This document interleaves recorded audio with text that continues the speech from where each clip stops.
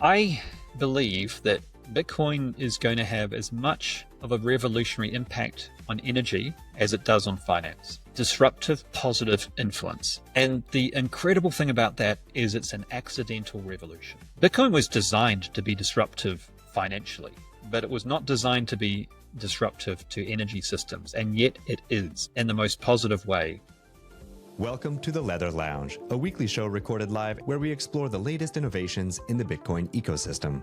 From DeFi and dApps to digital art, we bring you in-depth conversations with developers, artists, and community leaders who are shaping the future. Whether you're here to learn about cutting-edge projects or to deepen your understanding of blockchain basics and decentralization, Leather is your go-to source for all things Bitcoin. Content shared on this podcast is for informational and entertainment purposes only. It does not constitute financial, investment, or legal advice. The views and opinions expressed are those of the host and guests and do not reflect the official policy or position of any other agency, organization, or company. We encourage you to conduct your own research and consult with a qualified professional before making any financial decisions.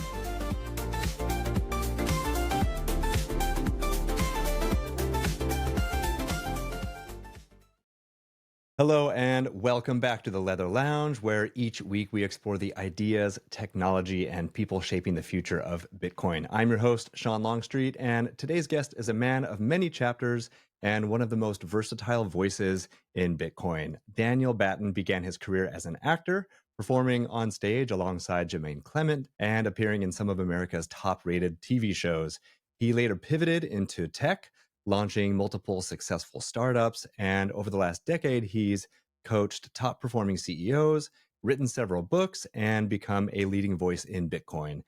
He's now known for FUD-busting and using rigorous data to dismantle misinformation around Bitcoin mining and its environmental impact.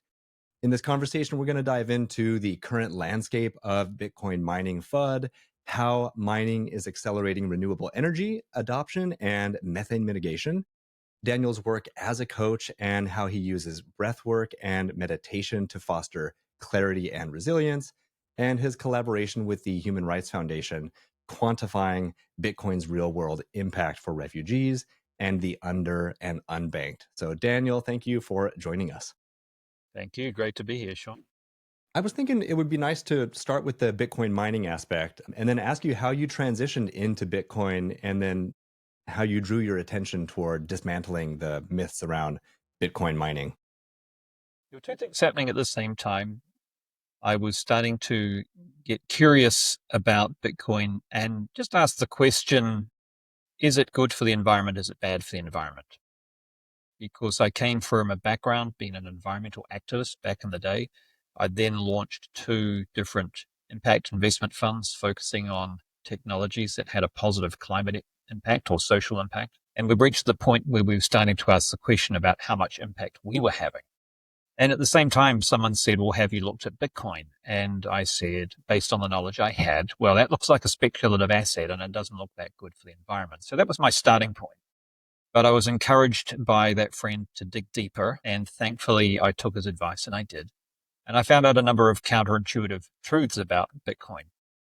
At the same time, as we were asking this question of ourselves at the fund, are we having impact? We found out the answer was, well, yes, we are, but it's not nearly as much as we'd like because we're having an impact on reducing CO2 emissions, but not methane, which the UN is telling us is even a more urgent issue. Secondly, we're investing in high-risk technologies, so a lot of them wouldn't necessarily see the light of day at scale. And the third thing was that because they're deep tech companies, they have to go through many phases to be ready to scalably offer solutions. So it wouldn't have an impact until after 2035. So we thought, well, what if we had an impact pre-2035 right now using existing technology and mitigating methane? And that led me to realize that Bitcoin mining, this thing that initially I had vilified in my own mind, was not only part of the problem, it was actually part of the solution. Because a lot of the methane in the world is on landfills. It's also in oil and gas, and it's also in farms. But the part that was the lowest hanging fruit for us to mitigate was on landfills, where a lot of it's venting straight into the air.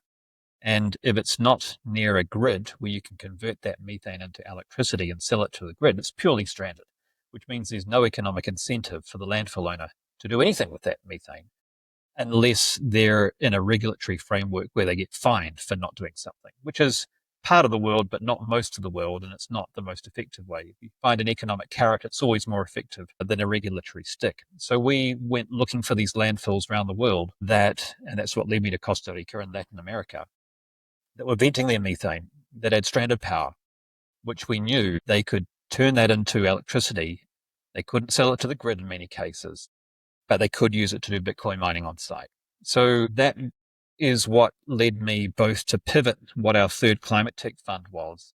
And in parallel to that, I just share a lot of what I'd learned through my own journey of investigation, which was only ever meant for me and for my own intellectual edification, really. I never thought anyone else would find it interesting or useful. So it came as a great surprise that some of what I was doing just as my own research was useful to other people and valuable. So I was encouraged to publish more of it. So I did, and I quantified a lot of the environmental impacts and also documented the good work that a lot of the research community was doing that people weren't broadly aware of because the media wasn't reporting on it. So I continue to do that to this day. Tell me about the gamut that you run right now, because you're active at a lot of conferences, you're traveling around and giving a lot of presentations, and you're, like you said, you're in Costa Rica as well. So it sounds like you've really specifically niched down into methane. But what else are you doing on the presentation and the education and the For our FUD-busting fund, like side? in terms of commercially and the focus of our fund, it's purely on vented methane mitigation from landfills. So it's a very niche focus. The great thing is for us is that there's no shortage of vented methane emissions from landfills around the world. So we can carve out a lot of Bitcoin mining operations over many, many years doing that, having a really positive environmental impact, helping to change the narrative on Bitcoin and the environment at the same time through actual projects that are having a direct carbon negative impact. We have a vision that you only need 35 mid-sized venting landfills and the entire Bitcoin network becomes carbon negative. And methane's a great thing to mitigate no matter what your position on climate change is, because it's a gas which is responsible for 1 million premature deaths every single year. It's like being the people who live next to the landfill. It's like permanently being next to a gas stove, which isn't lit. It's poisonous. It has lower respiratory illnesses that people get. So the less you have it in the air, the better. The more you turn it into a monetizable asset, the better for everyone as well. So in terms of conferences, sometimes I'll be talking about the work we're doing there, but also more broadly about the projects that we're not directly involved in, but we still care passionately about, which is Bitcoin mining, which is helping to stabilize grids or to counterbalance the variability of renewable energy. So you can put more variable renewable energy onto a grid, or stopping curtailments. So the price of electricity goes down for normal users of electricity like you or I, or how using Bitcoin mining as a customer for a solar or wind operator means that solar or wind operation can pay itself off twice as fast, pull that profit back into expanding its business, which is accelerating the energy revolution. At the same time, without the variability and intermittency and grid instability that can be created. So it's something which unites people across the political spectrum. If you care more about energy security, well, Bitcoin mining gives you that.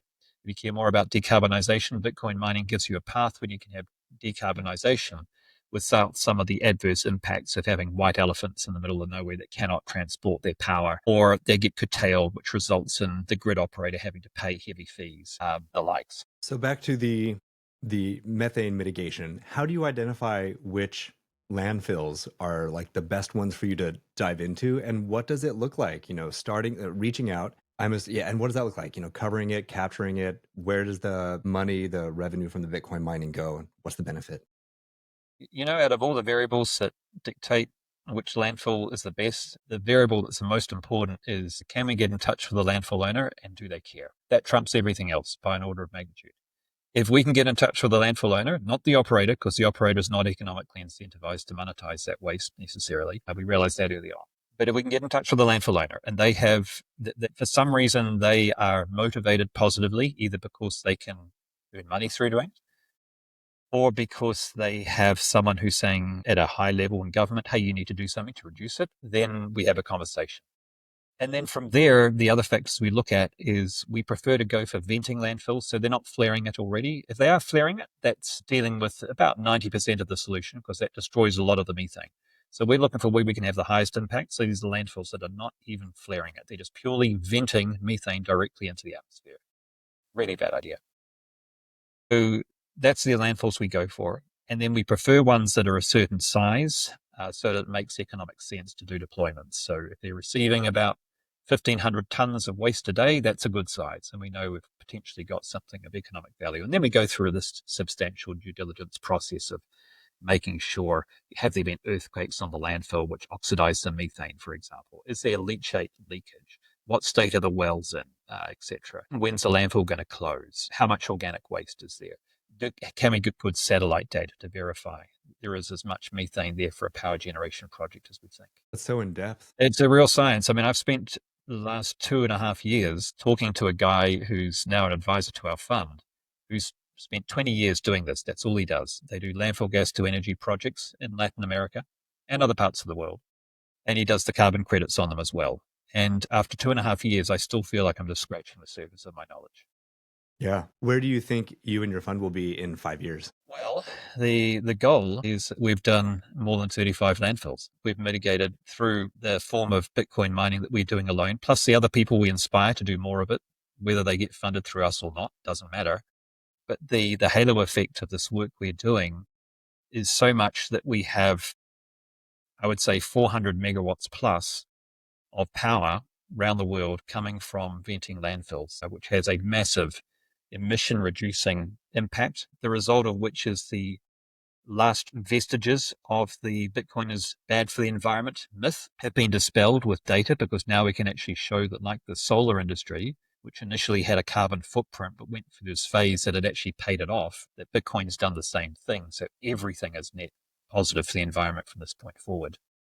And it's the most measurable, the most undeniable, and one of the most urgent forms of climate action you can take. And the other cool thing about it is that it's something that you can't do with other technologies. It's not like people would say, well, can't you do something else with that methane? Well, of course you can do a whole lot of things, but that's not the question. The right question is, can you do it profitably? To which the answer is always no. So big goal, emission negative Bitcoin network, and more than 400 megawatts coming from landfills. Amazing. In 5 years. I don't think we're going to do that alone, but I think through Yeah. the combined inspiration we give for other miners, showing that it's possible to do at scale, that other people will be entering into the space alone. Yeah. I think that's such an important point, that there is no other recourse. This is like the only viable option because it makes economic sense, and you have to get people on board because of that. Yeah, if you can't sell your power to the grid, it really is the only economically viable option. Landfill owners like to look at other things, such as can you do renewable natural gas or biomethane, as they call it outside the States. It's 10 times the cost. It takes twice as long to permit. It's many more health and safety issues. It hasn't got the same track record. The amount of risks is huge. And if you make miscalculations, the entire project can be very easily unprofitable. Whereas landfill gas to energy, much less capex investment. The way it works for the landfill owner is they don't even have to pay anything, because the Bitcoin mining company is paying the capital investment to extract the gas and erecting the generators and the Bitcoin mining data centers on site. So the equation for the landfill owner is pretty good. It's like, you've got an environmental liability right there. How about, for no infrastructure cost to you whatsoever, we turn this environmental liability into a monetizable asset for which a Bitcoin mining company will pay you every single month for the power they're using. Now, obviously, it's going to be nowhere near what they'd get if they sell it to the grid, but something is a whole lot better than nothing. So the landfill owner wins, the Bitcoin mining company wins because they get very cheap power. And we win because we get the infrastructure financing rate, our wholesale investors win, plus we get carbon credits on the top, which means that the fund generates around about I would say, a triple C rated level of return for a double B level of risk because of the carbon credits it earns on the top. So it's a very attractive economic model as well. That's incredible. Before we pivot into some of your other endeavors, leadership and the books you've written, is there anything else you want to say to close out the conversation on methane mitigation and Bitcoin mining FUD busting? Yeah, I think the narrative's changing quite fast.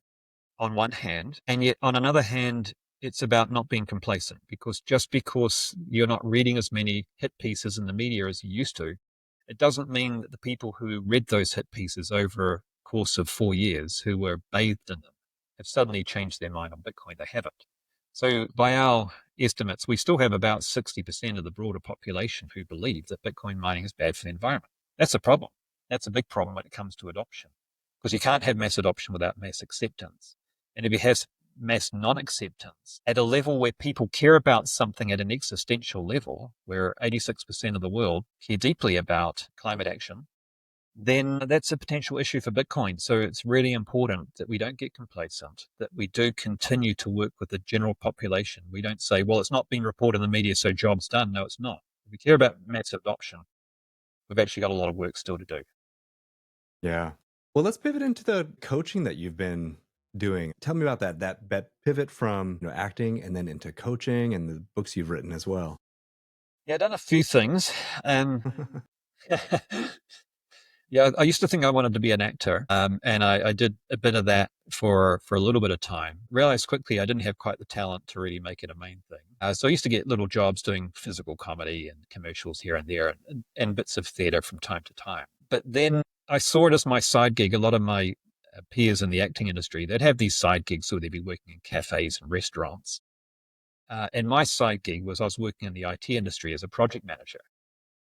And so I never really saw my job at the time, this is in my 20s, I never really saw that as anything more than a side gig, but I was trying to make it as an actor. And then at some point I realized the acting thing wasn't going to happen. It actually wasn't my passion. It stopped being so relevant to me. I thought, no, I don't want my lasting legacy to be to entertain people. It's right for some people, it's not me.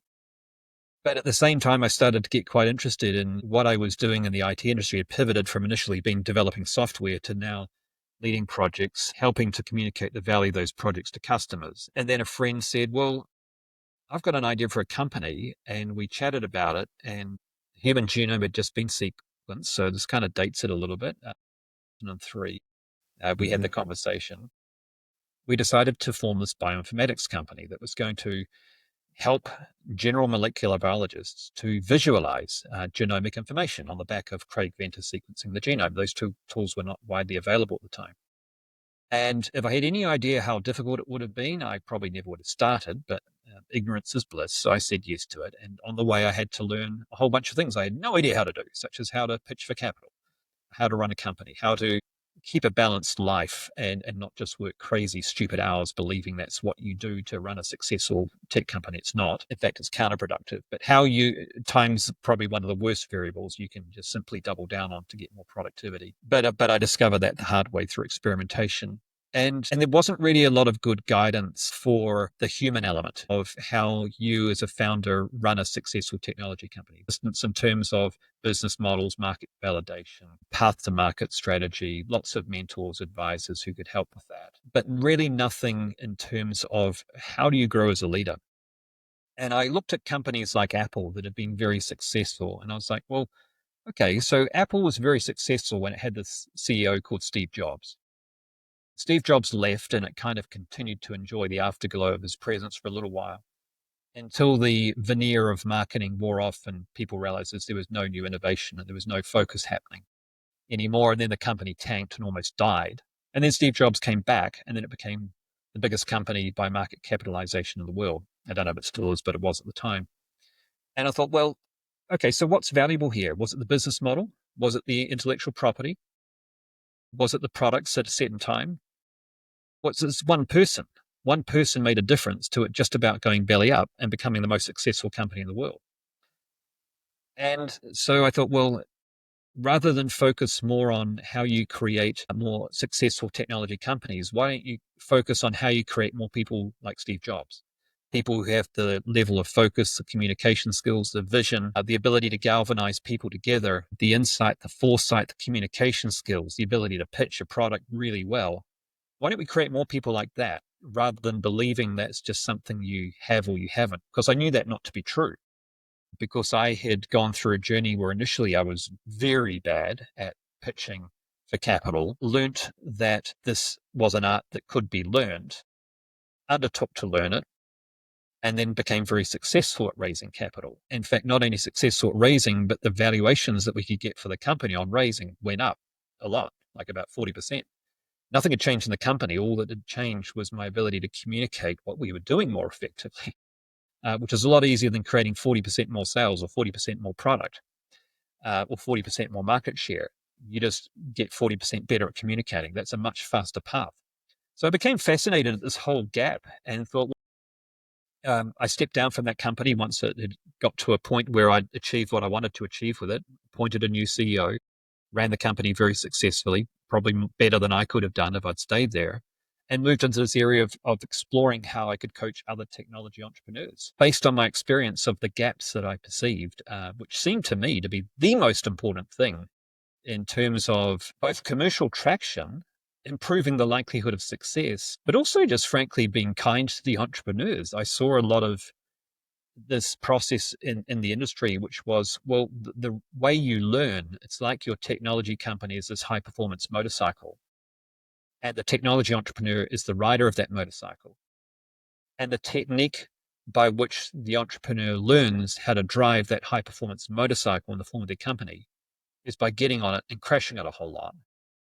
And if they survive, then hopefully getting across the finish line, which is an extremely expedient way.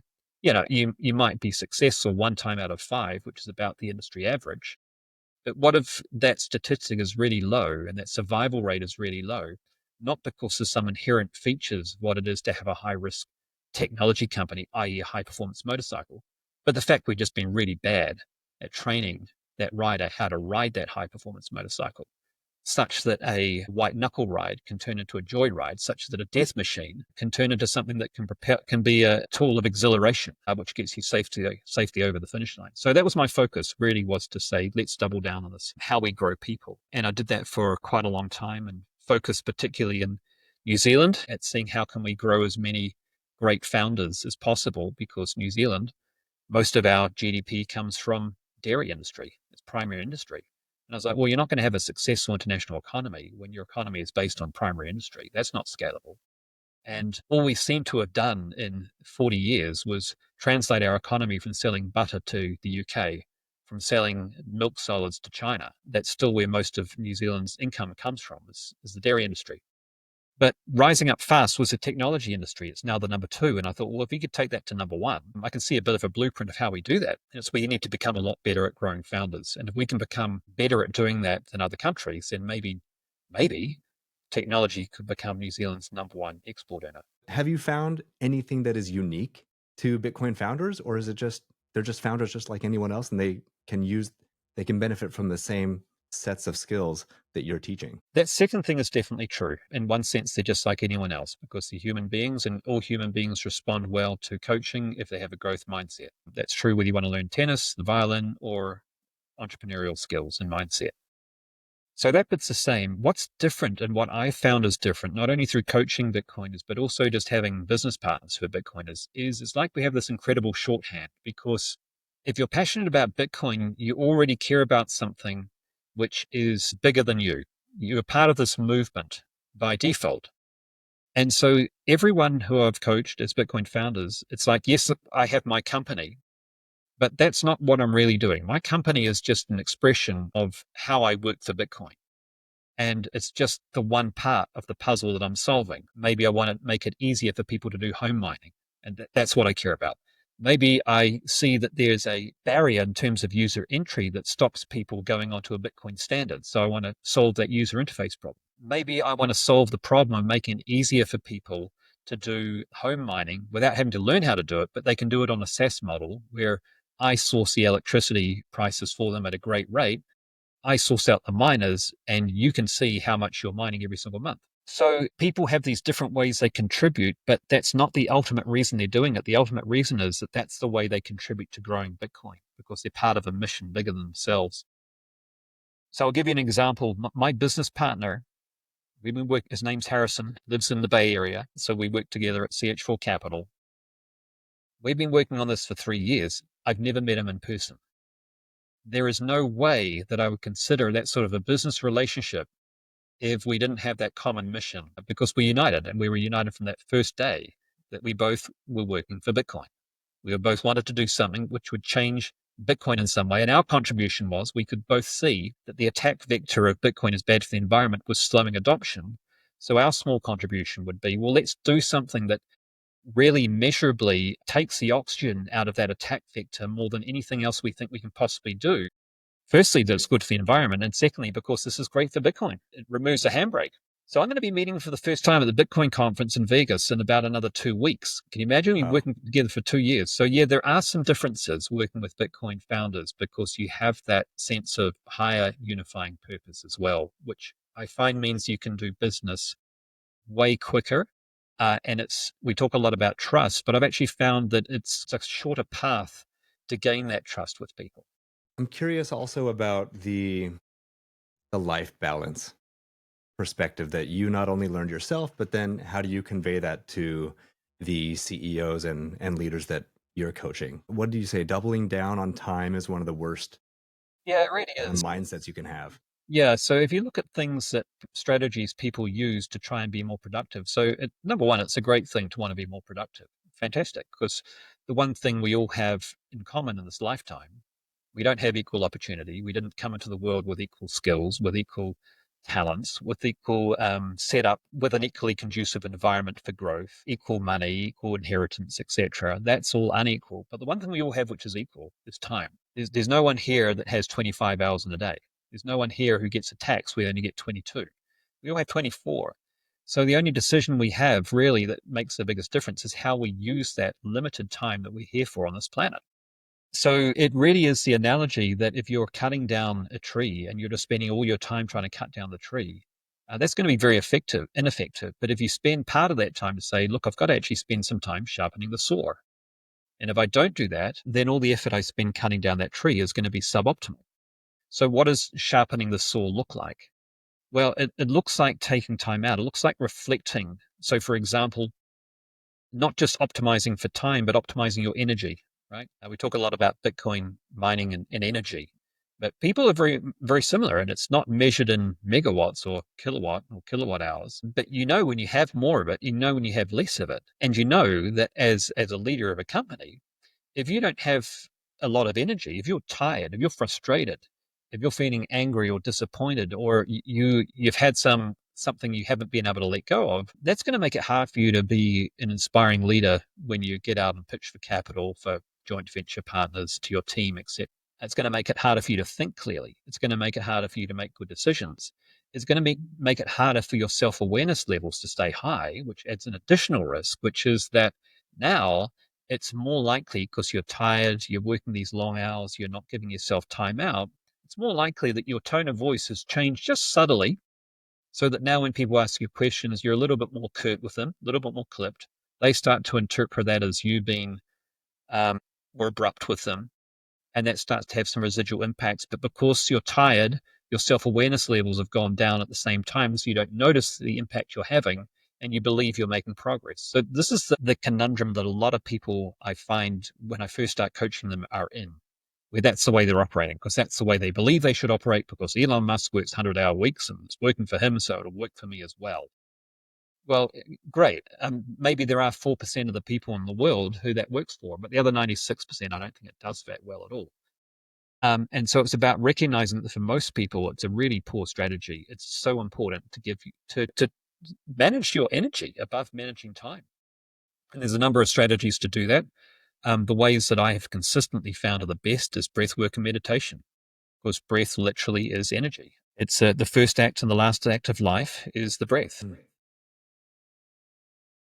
It's something I do every single day. And it also makes a difference because with a lot of the work that I do, there's high potential to get irritated, annoyed, angry, frustrated, curt with people. And the moment I do that, then the moment I attack a person, I have no trouble with attacking bad logic because that's not personal, but never attacking a person. That's my mantra. So the way that I try to stay true to that is that on a daily basis, I'm doing something that helps to increase my feelings of compassion, my feelings of empathy, my feelings of energy. So for me, that breath work and meditation is not just about balance or feeling better. It's about, if I don't do that, I can't do my job effectively. That's how important it is. Yeah, and I like that you put it as it's not something like a skill that you learn once and you put it away. It's a practice. It's something you do daily. What is your practice, and how do you recommend other people start their journey if they're fresh, if they've never done breath work or meditation before? Yeah, so my practice, what it's become, I don't recommend other people try to emulate it to start with, because this is something I've been doing for a little while and I've built up to it slowly over time. So now it's quite extensive, where I'll do some yoga, some breath work, some meditation, then I'll do a second meditation in the evening. But that wasn't where I started. When I started, I simply did a 20-minute practice, which was some breath work followed by some brief period of relaxation afterwards. The particular practice that I use that I find incredibly effective, it's called sky breathing, sometimes called Sudarshan Kriya. I learned it through the Art of Living Foundation, who teach courses in this, and I recommend people do courses for something as important as maintaining and increasing your energy levels, which is so fundamental to life. Don't leave that to an app. It's great to learn from someone who knows how to teach it. Learn it in a group, because then you can learn it properly. It's easier to sustain the habit than if you learn it on an app. You can always maintain it with an app afterwards, but you have a community of people there who you work together with who help you to implement that practice. It doesn't require a lot of discipline. I think that's a misnomer. People think, well, I don't have the discipline to sustain that habit. And I used to say that to myself. But what I say to people is, well, do you consider do you clean your teeth? And they say, well, of course I clean my teeth. Okay. Do you need a lot of discipline to clean your teeth? No, of course I don't need discipline. It's just a habit. I said, exactly. So your mother worked with you, or whoever it was, to, when you were rebelling and didn't want to do it, to establish the habit. But once it was established, it required no discipline at all. So now it's not your mother who's going to do it for you. You've got to be a good mother to yourself. But if you can get past that first 66 days, according to the research, then chances are that you've got that habit for life. So the hack is, don't focus on trying to tell yourself you can't do it because you think you're not disciplined. If you tried in the past and failed, all that tells you that it's not an indictment of you. It just tells you whatever techniques you used. Maybe you tried with an app. Maybe you tried by yourself. Maybe it just wasn't the right time for you at that time. But that doesn't mean there's some permanent disability you have that you can't implement a habit. Not at all. So don't read that false meaning into it. With new data, new strategies, you can definitely implement it and focus on, not I have to do this, because that's something that your monkey mind's going to rebel against. But no, I get to do this. This is something cool that I get to do. I'm so grateful that I have this knowledge that now I have this little challenge for myself. Can I get to day 66? And if I can, then it's going to be easier for me to maintain that habit than to discontinue it. So I recommend people, just simply do a course, learn it, and do it with a mindset of curiosity. Like, what's the worst that can happen? There's a fraction, tiny amount of your time in your life. You do it, you say, well, that was a waste of time. Daniel, you're an idiot. I wasted 20 hours of my life thanks to you. Okay, that's the worst that can happen. It's not a bad downside. What's the best that can happen? If you look at risk and reward, well, the best that can happen is you gain a technique that gives you more energy, more focus, more clarity, better decision-making skills, more self-awareness. And because you have a clearer mind, you also have clearer communication and you feel happier. And at the same time, you've transformed a limiting belief that you can't establish a new habit into a feeling of self-confidence that you can. And that self-confidence can then go into establishing the next habit, whether it's going to the gym or changing your diet or whatever it is. So it's not a bad upside. So it's an asymmetrical spread, I would say, in terms of the downside risk versus the upside opportunity. So I just say, just look at it with that sense of being not prejudging positive or negative. Just like going to the gym, you don't decide after 2 weeks going to the gym, you look the same, you're going to stop going. Give it a fair trial. And then you make an assessment at the end of that 40 days, that 66 days, about whether that's something that has been net beneficial to your life. And you make your own decision personally based on that data. And I think as Bitcoiners, we're used to doing that. It's called doing your own research. It's called not believing what someone else says, either positive or negative. And that was the mindset that I used when I first looked at Bitcoin mining. Was I had some people telling me Bitcoin mining was terrible, other people telling me it was great. I said, I'm not going to believe either of you, but I'm going to do my own research, because the worst that happens, I lose a bit of time. But the best that happens is I gain some clarity about something that seems pretty important to the world, potentially. Wow. Okay, so I think when a lot of people hear the word breath work or even meditation, it's not obvious what that means. Can you just give us some examples of what the different kinds of breath work are and how they might differ, or there might be like a different time for each different approach of breath work? There's many different approaches, and this is something that's been around for a very long time. So recently, so you have something, there's a great video that goes into it longer. It's actually a Joe Rogan podcast with a guy called James Nestor who wrote a book about the breath. And he looks at three types in particular. One's called holotropic breathwork, which he describes as replicating the experience you get taking plant-based medicine. It leads to some profound cathartic experiences. Then there's a type, the Wim Hof technique, which I think a lot of people are familiar with. I've used that myself, which is a technique which is more about increasing the physical resilience in the body. So you can increase your lung capacity. I use that technique. After doing that for about a month, I could hold my breath for 4 minutes. So it doubled Wow. the amount of time, which, as you can imagine, if you've got higher lung capacity, that's going to have all sorts of physiological benefits. I could Hmm. withstand cold better, which is someone who doesn't have much body fat. That was pretty cool, particularly when I was living in New Zealand, not so relevant now in Costa Rica. So it has, if you want to do something which is going to make you physically more resilient, breathwork's incredible and Wim Hof's is incredible. The one that I've settled on is sky breathing. Why I settled on that was, again, it was a function of what I was looking for. I wasn't looking for a substitute for plant-based medicine. I wasn't looking for something that I could go walking in the Himalayas with a tank top and no shoes, although that's pretty cool to be able to do. I wasn't looking purely for physiological resilience. I was looking for emotional and intellectual resilience. And for me, Sudarshan Kriya was the one that really resonated most strongly with me. So that's the one I do. And it's based on you learn a combination of different techniques. There's a technique called box breathing, for example, which is used a lot in the US Marines. Very simple. Nice. You breathe into the count of four, you hold to the count of four, you breathe out to the count of four, and you hold to the count of four. And you repeat this rhythm. And by changing the rhythm of the breath, a number of things happen altogether. The first thing that happens is your mind starts to slow down. The thoughts decrease because when you focus on your breath, you literally bring your mind into the present moment. So you experience more calm. Secondly, you're oxygenating your body more. You're getting more energy into your body. Your breath becomes elongated. So there's changes that happen to your mind, which have been shown clinically. When you change your breathing pattern, you change your emotions at the same time. If you breathe in a way that replicates how you breathe when you're happy, you actually start to experience more of the emotions connected with happiness. Similarly, if you're breathing in a way which is more when you're sad, where you have more emphasis on the out breath, big size, then you'll start to engender more of those feelings as well. So it's a two-way street, not a one-way street. There's such a rich science to it. And so there's part of the Kriya technique involves it's a variation. It's not box breathing. It's a variation of that.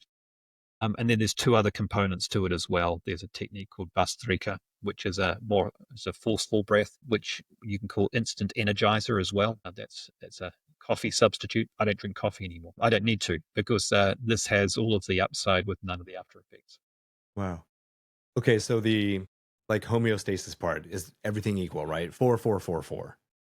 And then the variables include changing the length of the in and out breath and maybe the intensity of the in and out breath. The intensity and also there's different hand positions that go as well. So if you look at a picture like a model of a skeleton, if you look closely, the one thing that's quite extraordinary is you look at where the rib cage goes from and to. So we think of our lungs as, just being around the chest. They actually go right down to near where our hip bone is, if you think about the rib cartilage, and then they go right up to the clavicle. And then they Hmm. go right round the back as well. So the lungs is by far and away the largest organ in our body. It's massive. And so if you're using techniques which are able to increase the lung capacity, now you're able to deliver oxygen, therefore energy, more effectively around the body using fewer breaths, better oxygen saturation. That's more bioavailable to the cells. There's all sorts of scientifically validated benefits of that for people who want to go into the science of it to get reassurance. But the net result is it's like one of the few things we know with certainty that is linked to increasing longevity, for example.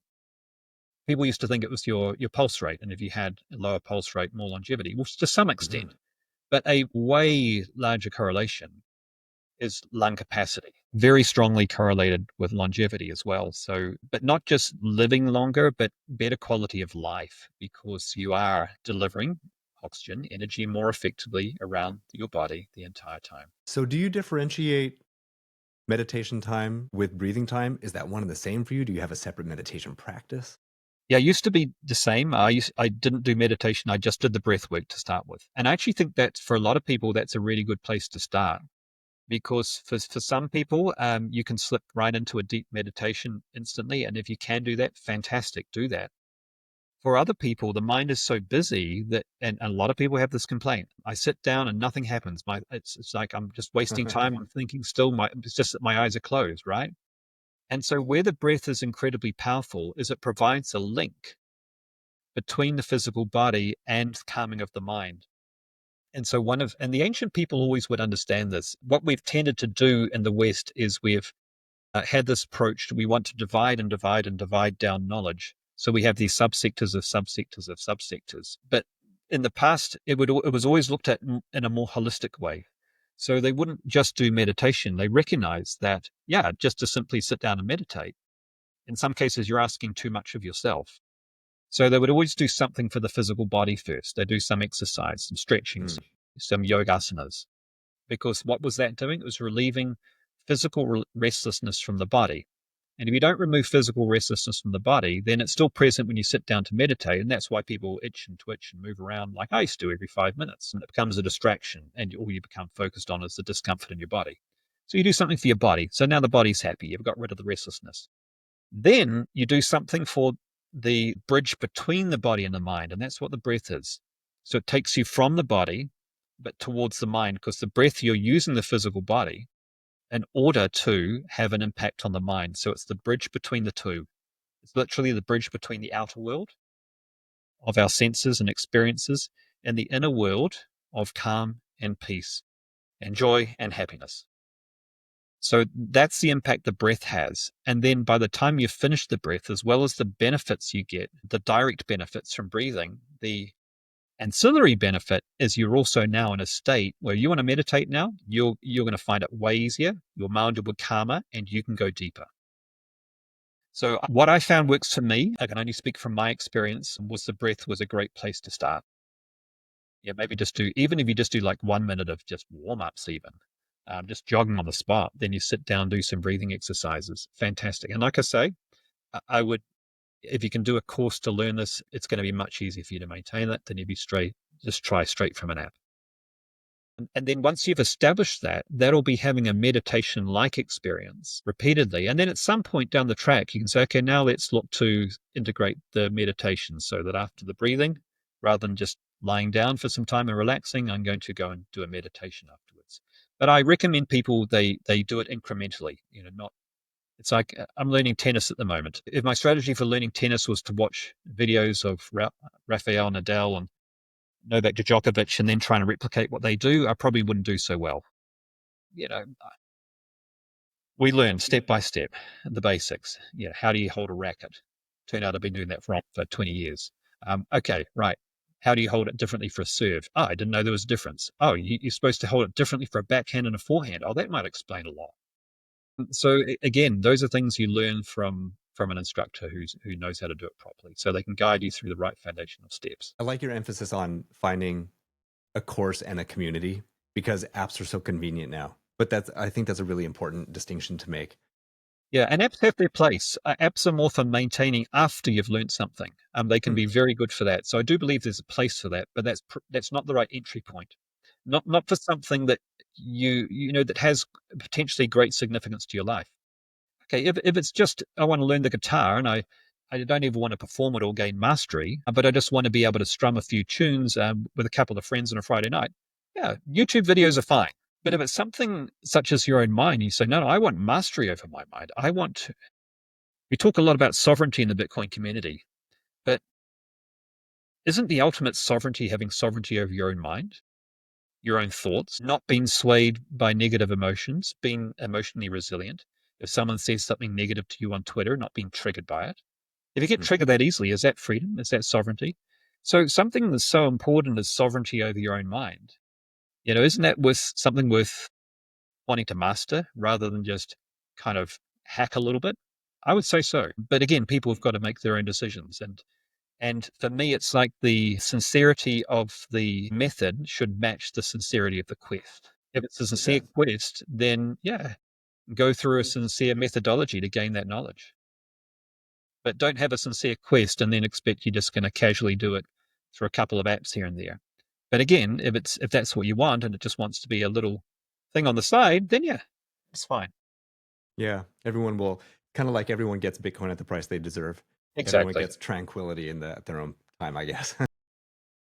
I was a teacher for a long time, for 17 years, public music teacher, taught all grades, elementary, middle school, high school. And in a couple of the schools, we had kind of like social emotional learning programs. And I was able to bring in some of these concepts of like breath work and meditation. And just to your point about connecting something physical with the breath, what seemed to work best with them, and the idea of having like teaching meditation to a 13-year-old kid seems like practically impossible, especially a group of them. But with persistence, we did it and it worked Well and they done. loved it. And I think there were so many different things that, I tried with them, but it was a practice. And one thing that they did was like tracing the hand. So like there's an in breath and an out breath and an in breath and an out breath. But that link between breath and body was enough to get them going in the right direction. So Yeah, well amazing. done. Well, Yeah, that's a good community of people to get in a room meditating together. If you can do it with them, you can do it with anyone. yeah, truly. Well, in our last little 10 minutes here, I'd love to transition to your work with the Human Rights Foundation as well. So, yeah, tell us how you got started there and how, this challenge of how do you quantify the world changing impact of Bitcoin? What are the challenges and what are you finding? I got tremendously interested in the social and humanitarian benefits of Bitcoin as well. I've always cared deeply about social justice as well as environmental justice. And when we were looking for landfill sites to do methane mitigation, I realized very quickly that if you had an autocratic regime, if you had cartels, if you had drug lords, if you had chaos socially, if you had humanitarian tragedies, you couldn't do infrastructure projects in those countries. So, in order for environmental action to take place, you needed a certain level of humanitarian care going towards that country. So the two go hand in hand. Remember, my two initial impressions of Bitcoin was speculative asset, bad for the environment. I debunked for myself that it wasn't bad for the environment. In fact, it was positive for the environment. But then I got curious, well, is it just a speculative asset? And then I realized, of course, that's not true either. It has incredible humanitarian uses, many of which aren't seen in the West and certainly aren't reported in the West. But if you go to countries which don't have a lot of the freedoms which we take for granted, then Bitcoin is not just a nice to have, it's essential, it's existential in some ways. It's a difference between preserving your family's wealth and not. It's a difference between being able to voice your freedom of dissent from an autocratic regime and not because your fear of financial reprisals. It's a difference between being able to safely get money from a family to your family in a different country without massive remittance fees and delays and surveillance and not. And no stable coins cannot do the job of this adequately because they're highly centralized and they're subject to the same limitations of fiat currencies, just in a digitized form. So if you look at places like Nigeria, that's why they haven't gone for stable coins. They've gone for Bitcoin because they face all three problems: high inflation, remittance payments issues, and the financial weaponization against dissent in an autocratic regime. And a lot of the work I did in Bitcoin and the environment was sometimes I felt that all I was really doing was quantifying the work that other people were doing.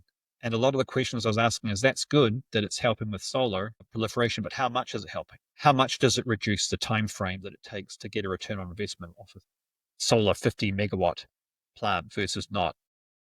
And sometimes I'd quantify that, and sometimes other people would. But when other people would, I always made sure I reported that because if you don't quantify stuff, then it's slightly out of focus. And if information's slightly out of focus and it sounds vague, it's hard to trust. And the more you can quantify it, it's not just, again, a nice thing to do. It's the difference between people being able to see the true impact in focus of your communication and of the asset in terms of Bitcoin in this case you're talking about, versus not being able to see it or not being able to really trust it. So with the Human Rights Foundation, I was having a chat to Alex Gladstein and I said, hey, look, the work the Human Rights Foundation are doing is simply incredible. The stories that are coming out are phenomenal. And I have a great passion, as you know, for quantifying stuff. I would love to see if there's an opportunity to quantify some of these stories. And ended up chatting to a lot of people in the Human Rights Foundation. And long story short, we shaped up a project where that's what I'm going to be doing some of. And the first project is like, I looked through all the different 17 or 18 different humanitarian benefits of Bitcoin that I'd listed. And then I thought, okay, some of these are going to be really hard to quantify, but some of them could be quite easy. And I just picked three that seemed relatively straightforward. And the first one was, okay, we know there's been stories of people who were refugees, who came from one country. So, for example, when they fled Ukraine and you couldn't take your money out from an ATM unless it was below $20 and you were prepared to wait for 6 hours. You couldn't cross a border with gold strapped to you. You wouldn't have it by the time you arrived. So if you wanted to have a currency that traveled across borders securely, really it was Bitcoin. We know that people did that, and there was a story covered in one of the mainstream news media of someone who did exactly that, and then who had the equivalent of $4,000, and that 4,000 US dollars was the difference between starting with nothing versus being able to start their life with something, which makes a phenomenal difference to a refugee. Phenomenal. So I thought, well, how much of the time is that happening? And when I got into discussions, let's say, with people who were anti-Bitcoin, and I pointed out these examples, very often the counter was, well, that's nice, but that's just a one-off example. And I didn't have a good counter to that. And the only way I could have a counter was, well, we've got to quantify it. How many people is it helping? I suspect it's more than one, but how much more than one? Is it 10? Is it 100? Is it 1,000? Is it 10,000? Well, turns out the early indication is it's more than 100,000 people, refugees, who are traveling across borders. If you look at the sheer volume of refugees, are likely to have been, this is an estimate, and we haven't surveyed them all, but you can estimate if you look at the number of refugees, where they're coming from, where they're going to, you look at the Bitcoin ownership rates for those countries, you look at whether the refugees are, or people who become refugees are more or less likely to hold Bitcoin than the general population. Turns out there's no particular difference. They're just as likely.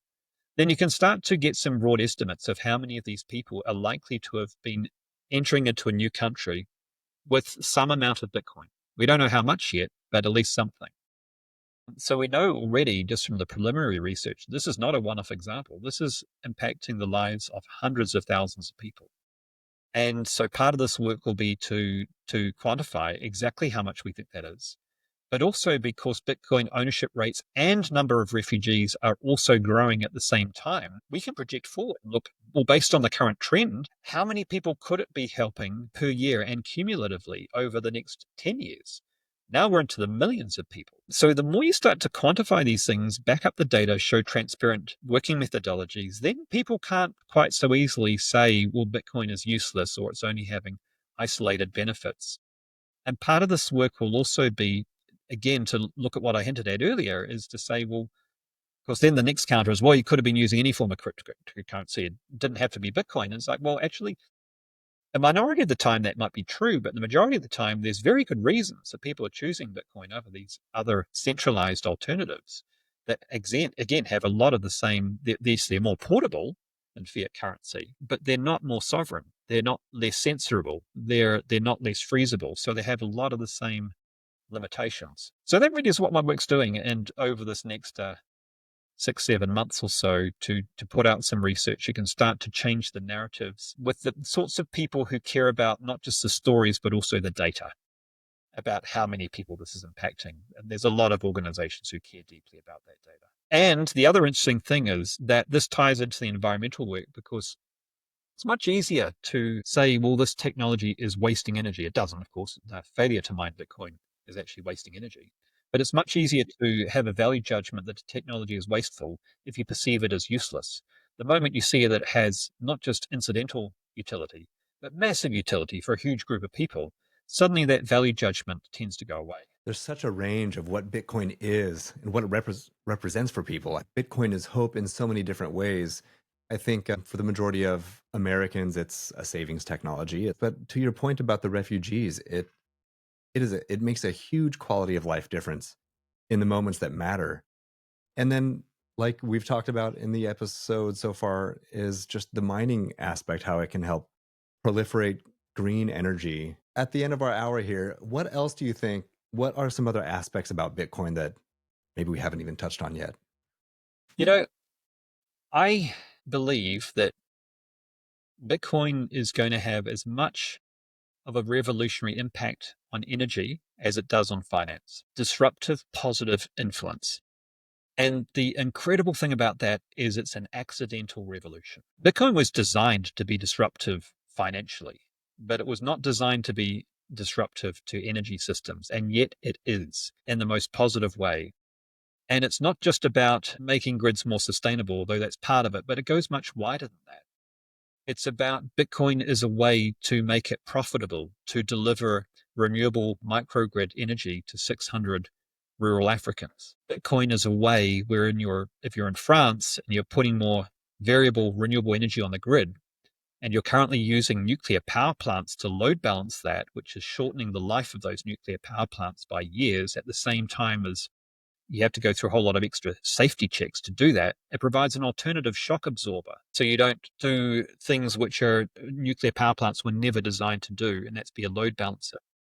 It's a technology where, as you're proliferating renewable energy, you don't have to have gas peaker plants as backup, because rather than having a gas peaker plant that fires up at will, you have Bitcoin mining, which is an inverse gas peaker plant, which curtails demand. It's a way where if you have an AI data center, and there's 40 gigawatts of data center power wanting to come onto the grid, there's actually 70 gigawatts of capacity on the US grid, but only if they're flexible demand. Where a Bitcoin mining company can go to an AI data center and say, well, if 3% of your power draw is Bitcoin mining, suddenly you're a flexible load consumer and you can use flexible power on the grid, and you're no longer parasitic to the grid, you're supportive to it. And it's a technology where you're seeing energy companies and Bitcoin mining companies converging because it solves problems for energy companies. If you have renewable energy and it's wasted, then you're no longer wasting that renewable energy. But also, if you're an oil and gas company and you hit gas and you're flaring it, which is an incomplete process, it still leaches 10% of methane into the air and it's extremely wasteful, you can monetize that energy and use it for Bitcoin mining. So you're seeing this incredible convergence of AI and Bitcoin, of energy and Bitcoin. And that's why I'm very confident it's going to lead to a complete revolution and rethinking of how we do energy as a species. What are the ripple effects then? Do you think it could also help revolutionize politics and community as well? I think there's opportunities, and that's for us to decide. And that's perhaps less baked into the code, the open source code of Bitcoin, but more it's one of these unknowns that it depends how we decide to use it in the future. So to give you an example, one person I'm coaching right now, he's launching a Bitcoin bond company, which is using the asymmetrically large profits on Bitcoins in order to also take on projects which do environmental mitigation, such as wetland mitigation, such Mhm. as oil and gas well plugging, which are independently profitable because they generate either carbon credits or wetland mitigation credits. They're doing good for the environment, but they can also do restorative agriculture, and it's set it up in such a way that the Bitcoin holding company can sponsor the restoration of agriculture. So you only need a few people who decide to do projects like that, and then it becomes a tremendous community building force for positive restoration in the world. And I see a lot of people doing these sorts of projects. They're not widely reported on, but we only need a few of them, and suddenly, yes, it can have a revolutionary effect on community. Whether it will in politics, let's wait and see. Potentially. Soon, TM. Okay, this is an amazing conversation. Where can we send our listeners to so that they can keep in touch with everything that you're doing and various organizations around what you're working with? So at Daniel Batten is my Twitter handle. We've just started doing a weekly Friday meditation breathwork for Bitcoiners to come along. You don't have to be a Bitcoiner, but that's the community of people who are more likely to hear about it, let's say. So that's every Friday, and you can just reach out if you want to know when the next one is. And then our infrastructure investment company is ch4capital.com. That's the one that's doing landfill gas mitigation using Bitcoin mining as the offtake. Amazing. Well, Daniel, I know you've got a busy schedule, so I'm very grateful for your time joining us here on the lounge. Thanks again. Thank you. It's been fun. All right, everyone else, we are going to be back again next week as always. And next week it's a really big week for us. So we actually have 3 shows next week. So Wednesday, Thursday, and Friday. Do stay tuned for a lot of the announcements because it's a big week for us. So thank you all again for listening, for joining in. And Daniel, thanks again for joining us. And we'll see you next week on the next Leather Lounge. Thanks again for joining us in the Leather Lounge. We record each episode live, and if you'd like to listen in or join us on stage, make sure to give us a follow on X at LeatherBTC. Leather is your gateway to everything Bitcoin, from DeFi to stacks, ordinals, runes, stamps, NFTs, and more. You can find loads of helpful crypto content on our YouTube channel and visit our blog and learn center at leather.io.